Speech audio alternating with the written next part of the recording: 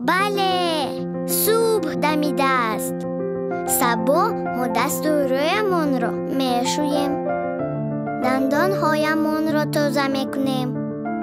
مادرم مویهای مرا میبافد و من برای امروز به کودکستان رفتنم پیراهن را انتخاب میکنم. من مستقل هستم. دیروز ما شعرهای حساب کنک را از یاد کردیم. من تا 20 حساب کردن را آموختم. به خالای نظیرم و دوستانم نقل میکنم. به من کودکستان چقدر پسند است.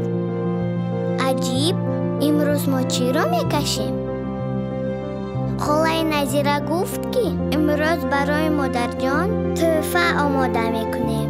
باز برای پدرم آماده میکنم.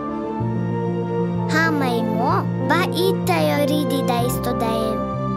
من با دیگران رقص میکنم. خالای نظیره میگوید که قاعده های رقص موجودند. من با دقت آن را گوش میکنم و تماشا میکنم. شد، من رقص کرده میتوانم. وقتی که بیبیم آش پلاف میپزد به من خیلی معقول است. آش پلاوی او با لذت است. هنگامی که ما خوراک شام را میخوریم او را همه تعریف میکنند. ما همه در یک جایگی میشینیم و به همه در کودکستان کارهای انجام دادم را نقل میکنم. در یک جایگی بودن عالم چقدر خوب است.